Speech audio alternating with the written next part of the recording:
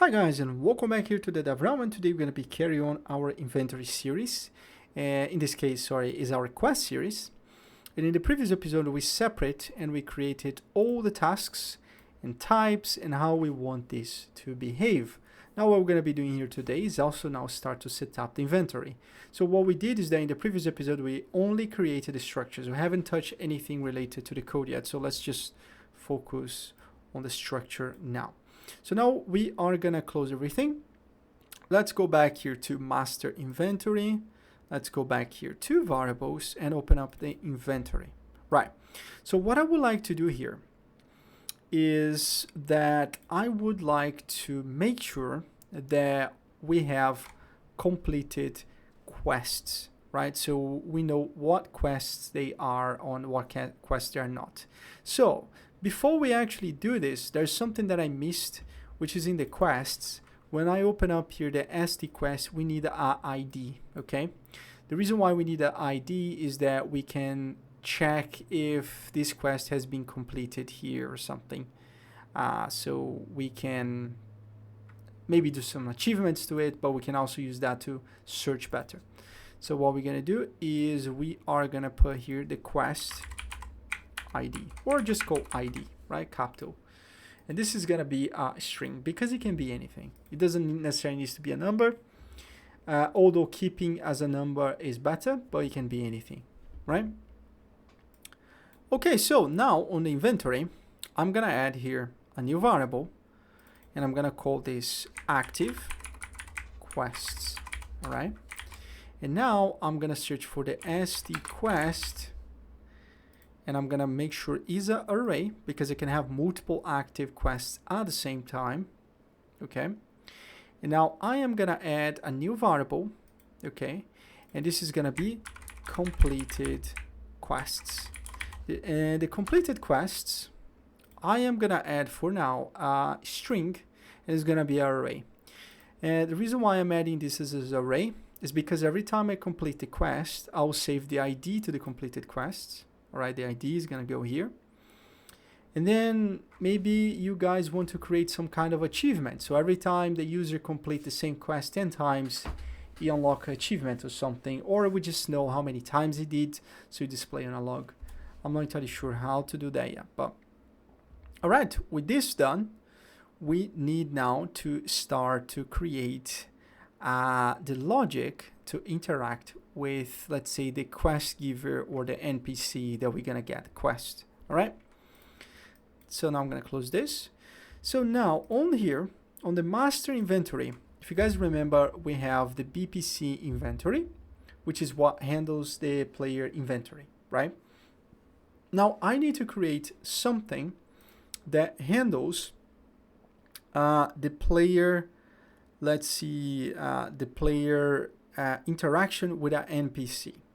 So what I would like to do is that, for example, I go back to this character and let's say I press E to interact with him, and we display, let's say, this dialogue that I can use to open the quest section, right?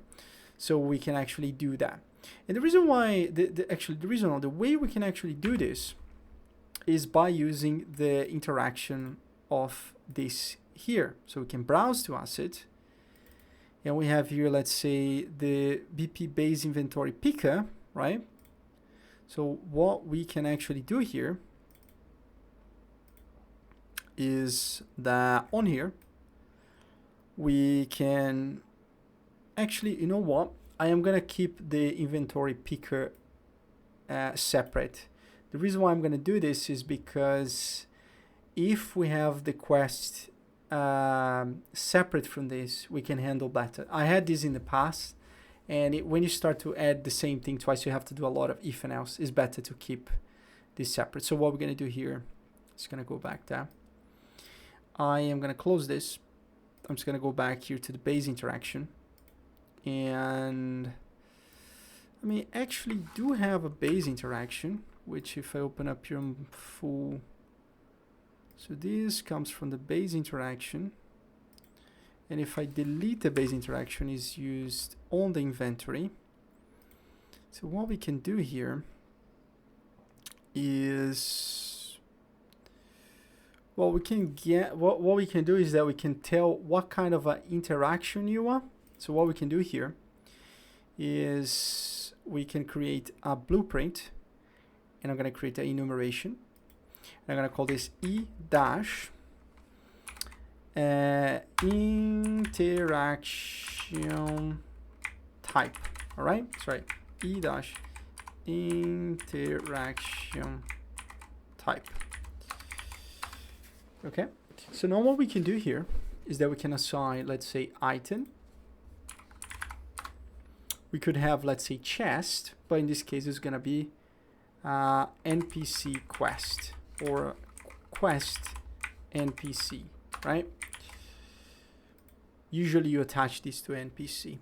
Now in here, we're just gonna add a new variable called type, which is gonna be the interaction. Interaction type. And we're going to make it public, compile and save that. And by default, it's going to be item. So what we're going to do is on the inventory, everything sorted, which is fine. Now, all we're going to do here is on the blueprints, I'm going to create here quest, right? Or quest NPC, right? I'm going to create a child class. I'm going to bring this here. Sorry, I'm going to move that here. I'm going to call this BP base interaction quest, right? It's just a quest giver. I'm going to close that, close this. Now what I'm going to do here is that I'm going to add here for now a sphere. And I'm going to add for now just a box so we know cube, right? So we know exactly how does the interaction we're working before. I'm just gonna make it half size. Probably once we have, so I'm just gonna make this the parent. No, sorry, the other way around. Yeah, perfect. Now the sphere here, I'm gonna make it like 120. And I am just gonna get this quest. I'm gonna add it right here, and if I press play, I should be able to do something with it. Now I can't interact because it doesn't have the interaction set up yet, but that's okay. And now I'm gonna do hidden active in game, right? So I want to make sure it's showing up on the game. Perfect. Now what I'm gonna do is the same thing we have on overlap and here and overlap. Now I'm just gonna go back to the blueprints inventory. Let's copy the logic from this because, to be honest with you guys, is the same thing here. We're just gonna handle in a different way inside inventory. Start or update widget. So let me just cancel this because okay, so looks like we need to copy. Okay, that's fine. Well, I don't need to copy that right now. I'm just gonna compile and save here. Go back to the base inventory picker, right? And I'm just gonna copy up to this. That's fine. I'm gonna copy that, go back to the one we just created and paste it, all right? And now it's gonna do the other actor, the same thing. So in this way, we keep things a little bit consistent. Now, I don't need the floating widget right now, although it would be nice to show when there's interaction with the item, but I don't need here. Now, on the API player item overlap, I'm just gonna change this name to be called API player object. Okay, object overlap. And the reason why I'm doing this, it's because now it's not only an item that can be interacted with this, but is an object. An object can be many things, and that's it. Now we know we have the item, and I think we can get the status. status or type. Yes, we have the type. As you can see here, we can do a switch case and do things on the type anyway. And that's everything that we're doing right now. So now if I press play, oh wow, my engine crashed. Great. Let's just press play and see. Sometimes they happen.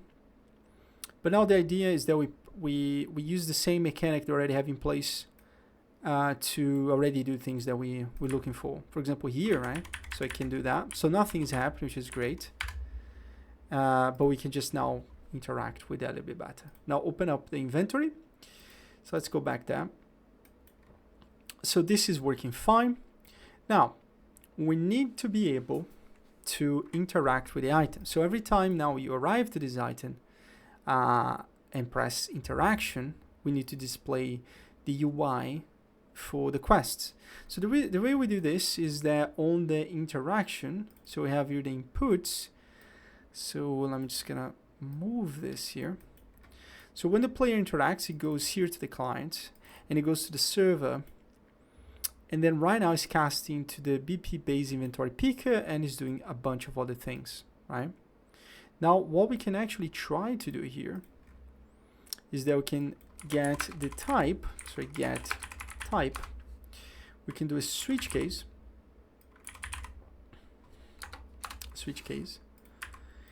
And if it's an item, we carry on with the logic that we already have, all right? But now if it's not the item, we need to handle this in a different way. So in this case, I'm just gonna do print. And if I go back here, for example, I get the item, which is fine, perfect. But now you see, now if I go back and press interaction, nothing is working because on the quest item that we have, the BP base item, I forgot to do one very important thing, which is to make sure you change the type to quest NPC. All right. It's gonna go back and we press interaction. You see, say hello. That is pretty much everything that we need from that, which is nice.